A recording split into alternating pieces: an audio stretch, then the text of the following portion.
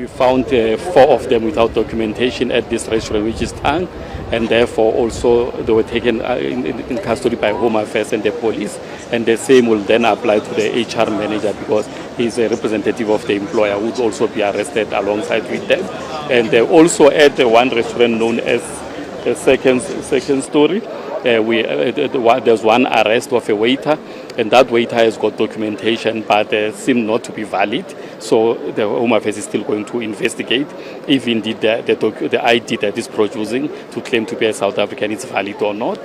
So that's what we have done so far in terms of the arrest. But also, all the 3 restaurants, they do not comply in terms of the waiters and waitresses because they do not pay the national minimum wage. So they all pay them on tips and commissions. And at this particular restaurant, there are 31, 17 foreign nationals and 14 South Africans, all not having a basic salary.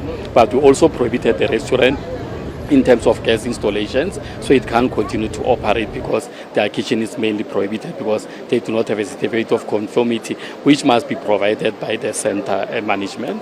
That's what we have done. No, we're here today, Sandton City, to do inspections in the restaurant, which is hospitality industry. Well, it's an inspection, it's a joint inspection with the Department of Home Affairs and also the Bargaining Council.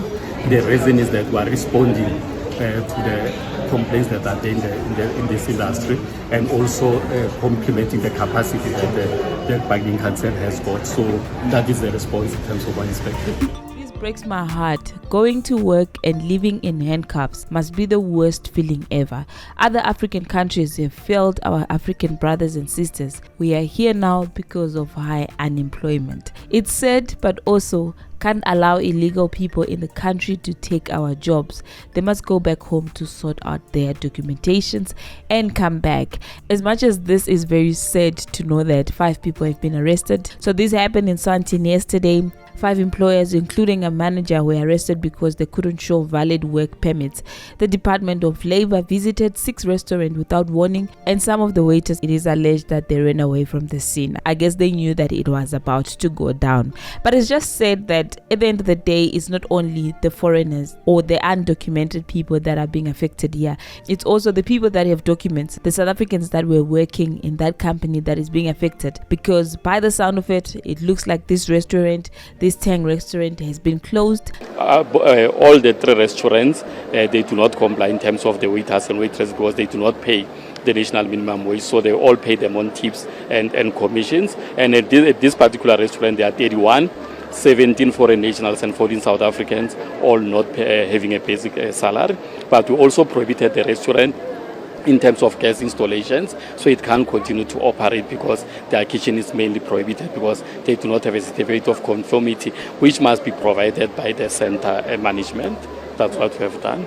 So now in this situation, it's not only these 5 people that got affected in this whole situation. Now it's everybody that was working at that restaurant, at the Tang restaurant, that has been affected. Because now the restaurant has been closed. So it means now it's affecting their jobs. They are now unemployed because there are various labor laws that they are not complying to, which now at the end of the day, it ends up making the rest of the other people that there's papers also lose jobs. The Gauteng chief inspector also said that HR staff are often arrested because they handle hiring and firing and payment, and are sometimes the business owners. This week they are saying more arrests are expected. Home Affairs and police are visiting businesses to ask for work permits from owners and staff, threatening jail for those without them. On September the 17th, the Department of Employment and Labor announced they will conduct a 4-day inspection blitz of restaurants to check if they are following labor laws. This decision came after an investigation into Bubble Restaurant in Manly, Pretoria for not complying with these laws. The issue gained attention when a former employee posted on TikTok that Bubble was mistreating and exploiting its workers. Home Affairs officials, together with the police, are now going door to door asking owners and workers to show their work permits or face jail time. It's just said that most restaurants, when they are being inspected, most of them, they are non-compliant with the various labor laws, and their companies end up getting shut down for a bit, and it's affecting the people that were employed in there.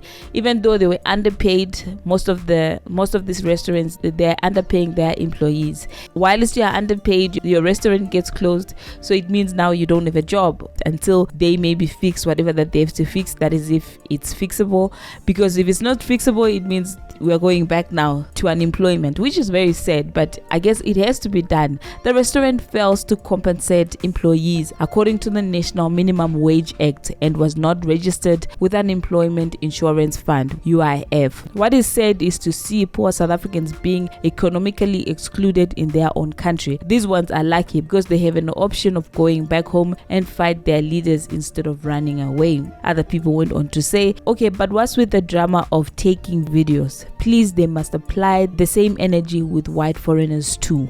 Well done, Home Affairs. Can they keep going to restaurants and farms? Will we have decreased unemployment if they keep up the good work? Our people are sitting at home without jobs, and these people are working to close to nothing. South Africans are not lazy, they're just not fools. But at the end of the day, I think business owners as well, they really need to do something about their work environment to make sure that their workplace follow all the various labor laws so that they don't find themselves losing business as well, because it doesn't only affect the people that have been employed, it affects also the business owner. But anyway, that's my thoughts in this situation. Please do leave your comments down below and let me know, what do you guys think about this. Until the next time, peace.